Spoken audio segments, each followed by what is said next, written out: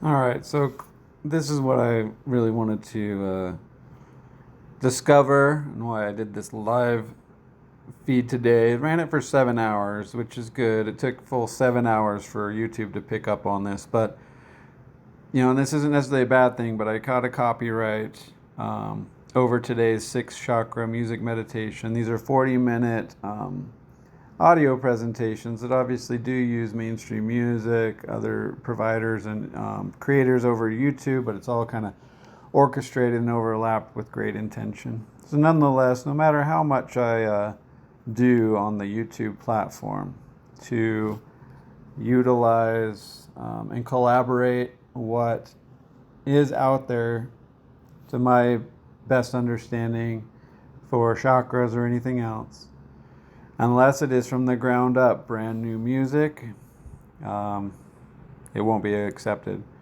So this is what we'll be looking at. All the copyright information, every single thing. And obviously this is contingent and dependent on the invisible part of Facebook or of YouTube, right? Where, they get to set up whomever, what limitations they need for protecting their content. So the very top one is the Beatles. And I find it interesting, like the way that this is outlined from top to bottom, that the Beatles of all channels, that one's at the very top, because doesn't come until, I think that's in like the heart chakra or the throat chakra. But anyway, I've got a feeling from the rooftop performance, take one, the Chris Emma second Signal Fire. It actually has an eligibility for revenue sharing on that, which is why I find it interesting that it's included in this copyright strike. Obviously, I think that if it's being blocked worldwide, this should be only video can't be monetized outlines, not if it is eligible, then why are you, blocking it or including that in your blocking information. Could be where YouTube could go further to outline how can I actually investigate what songs I can use in a better thing, where in the back end of YouTube right now, they have a beta set up basically for the audio tracks that are free. But it's like there's such a mess going on the back end of YouTube for creators regarding available tracks that are free versus not free and eligible for revenue sharing. It's just a mess. Anyway, Courage and Kindness from the Cinderella, that's by Patrick Doyle. Araya Being, that's from band Kiev. I was shocked that one's on the list. Time, these remixes, because I used a lot of, if it wasn't mainstream music, a lot of these, including this Bullet with Butterfly Wings, that's a remake of a what's the name of that band? They did 1979 Smashing Pumpkins song by Tommy Prophet, outlines, and it's just kind of ridiculous at this point how much every single thing that I select, and you can just go down the list and see it.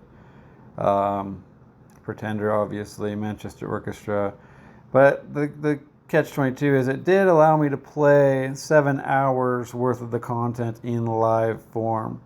So the play out here, the test really comes down to this. Can I at least get through one sitting session live on YouTube without it going over to a strike or a copyright strike? Or are they just trying to block it for staying on long term, right? As like a rewatchable piece of content? Because if, in my opinion, live is just like a radio station. If I wanted to create a radio station, and outline it that way and utilize YouTube to go through like a radio station would be to calibrate and do a presentation or something on live format. Am I allowed to use copyright at all in that format? And these are, the types of questions, because otherwise I don't think YouTube is the right outlet for these things.